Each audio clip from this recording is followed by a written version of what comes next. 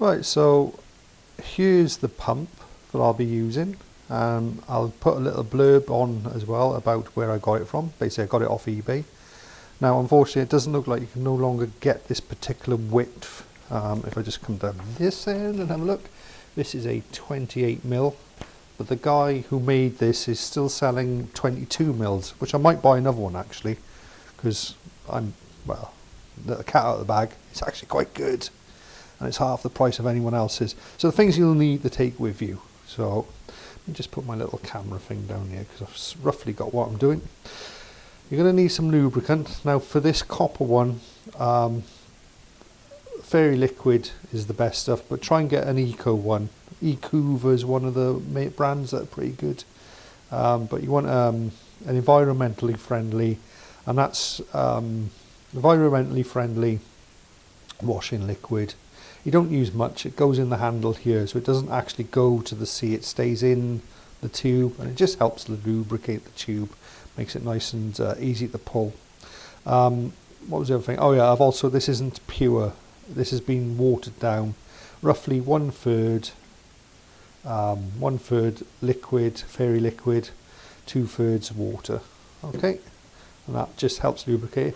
You will need, now for this particular model, the 28mm, he's using an 11mm bolt on it, and that's just in case it gets loose or it needs tightening just to do the suction. And of course you'll need a bucket for your pump. So essentially that's what you'll need. You'll need the pump itself, some lubricant, a tightening bolt. Both of these can stay in your pocket. I'd recommend these what are these called, squirty bottles, these little plastic bottles.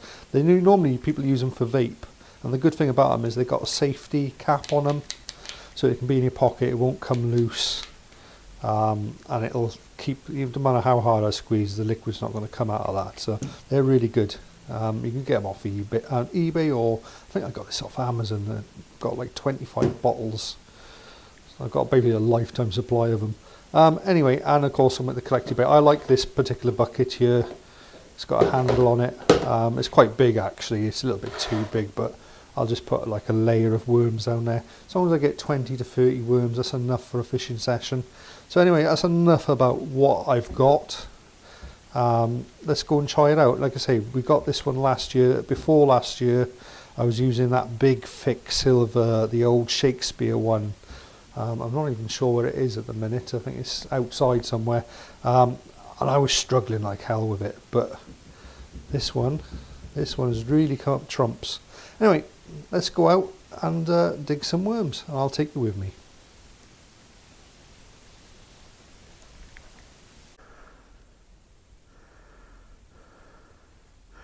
Right, so we're down here on the beach, and a couple of things to explain.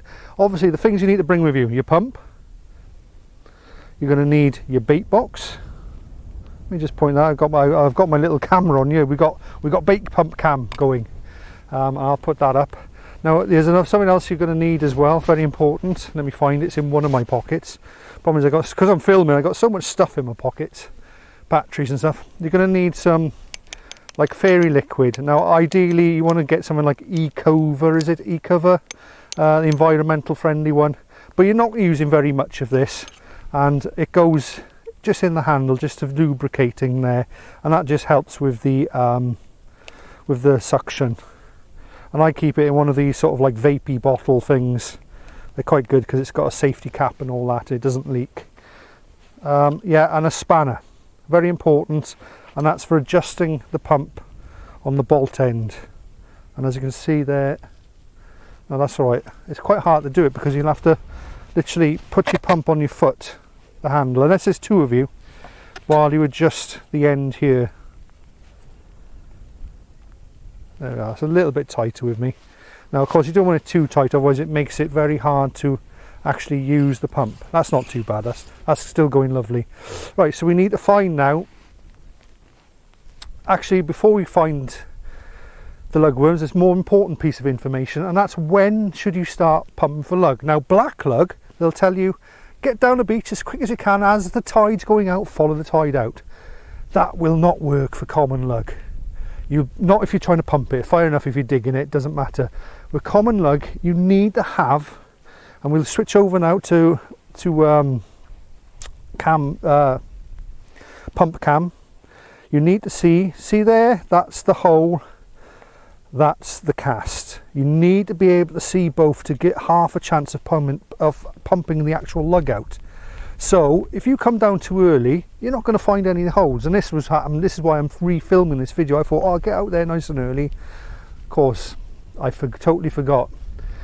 It's better to actually fish or pump the tide in as the tide's coming in, come down last thing, and it's dried out a bit, but you still want a bit of wet sand, not too dry, but you need to be able to see the cast and the hole. And the other thing is, you don't want it too densely populated with casts, otherwise you won't be able to work out where this cast is and where this hole and which one belongs to which one. So as you can see there, we're going to go and try this one actually. So again, only in a few inches. Try it again. Sometimes I get them on the second one, and I think I missed that one. It might have been a little bit too steep on the angle. We try a third. No, okay, we didn't get on that one, but we'll carry on down here for a bit. There, this looks like a good one. That's a good size cast and worm there. There we go. Oh, he's trying to get back down there. Unfortunately we gutted him. I'm not going to keep the gutted ones. He can go back. Let the birds have him. Right, try here. I can see the cast is there.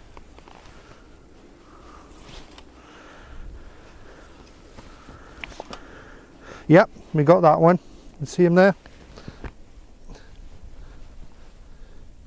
Again, I've gutted that one, so try this one.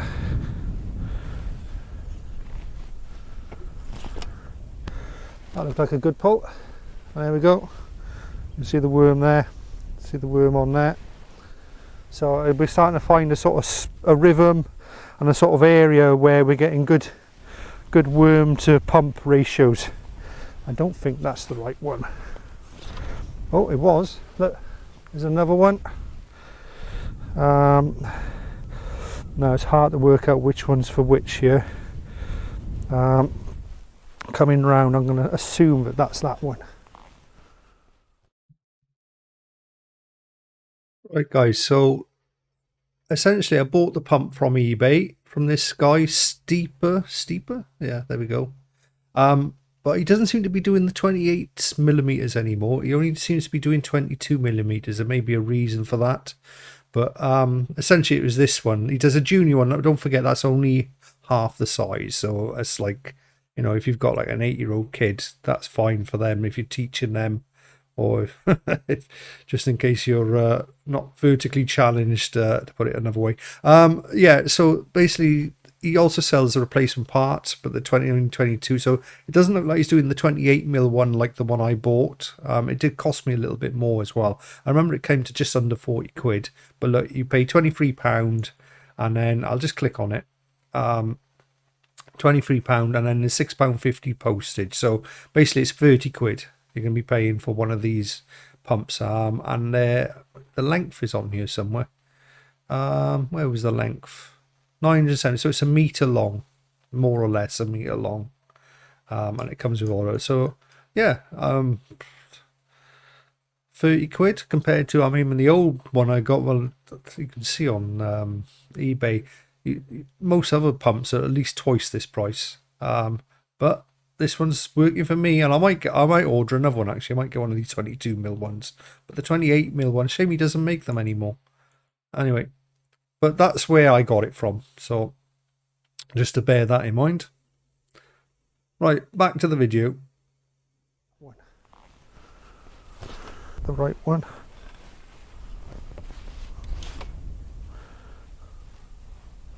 Yeah, there we are. You can just about see it. I nearly missed that worm, and my pump's gone the wrong way. I nearly missed that one out of there and there.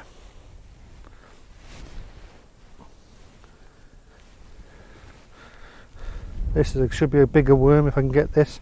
I'll go in just behind the worm actually.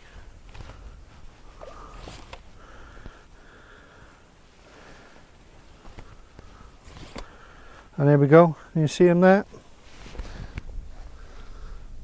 Another worm. I'm going to stick him back in the hole. I'm only doing this as demonstration. I'm not actually catching any bait at the minute. We'll do a few more.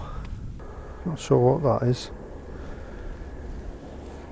There we are. That's a good example.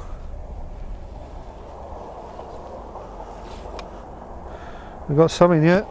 There we go. You can see him there. And again, I'll stick him back down his hole.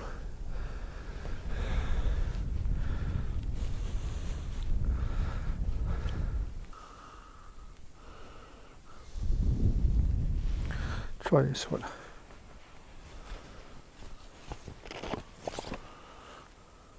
There we go. Got that one straight away. Quite hard to spot them, aren't they, in the mud? But there we go. You can see how that one sucked through. Let's stick him back in. This one again will come from behind the hole a little bit this time. That seemed to work better that time.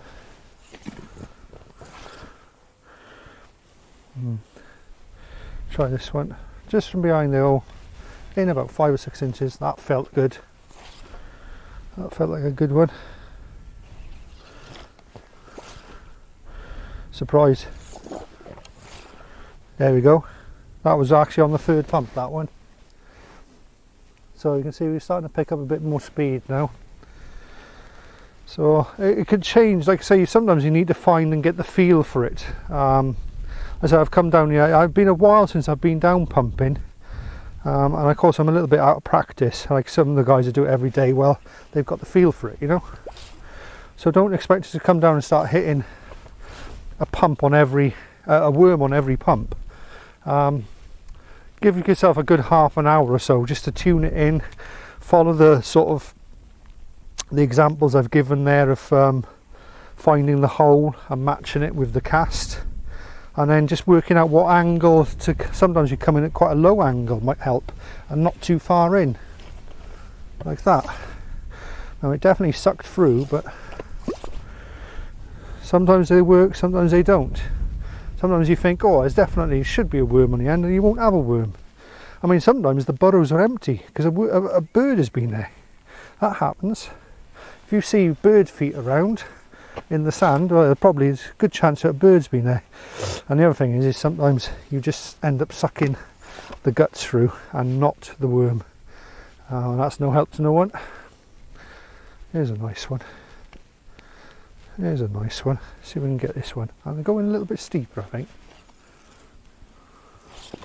There we go. That's a good one. I knew that felt nice. And then going as quite as deep as well. So we're starting to pick them up now. See if we can do it with this one. In a little bit steeper. A little bit steeper. No, we missed on that one. That's okay. That's fine. You're not going to get it every go. This one's quite tricky because I can't work out which one's which. I'm going quite steep. Yeah, I don't think that was the right one. See the guts there? There he goes. Look. I mean, if you're out fishing for the day and you bring the pump with you, there's nothing wrong with keeping these ones you've gutted anyway. I mean, that's fine. That would be, if you're doing black lugs, you'd gut it like that anyway. And you can catch fish on them. I mean, a lot of the times I'll always take the breakers. If I'm going fishing that day, I'll never throw the breakers away. I think I just missed that one. Is that in there? Yes, it is. Quite hard to small. It's only a small one. I'm surprised. They're quite small at the minute, the worms. I'm surprised by that. I'm surprised they're not bigger. And I'm quite far out. This should be a big worm. Come on, let's finish on a high. This is going to be my last one. Oh, I'm surprised that one didn't come out. Yes, it did. Look at that one. See, that's the type of one. That's the type of worms you want. Good quality ones. Anyway, we're putting him back down the hole. He can live for another day. That was going to be my last. See, this the problem is once you start, it can be really addictive. I've got a good. This is a good spot now. You can see there's plenty of room between each casting. I'm not going too far down. The sand feels a little bit softer here as well. A little bit wetter, a little bit softer. Everything sort of. I gutted that one, unfortunately. But again, that's a good worm. There's a good chance he can re-survive in there. And that's only going to be a small. I missed that one.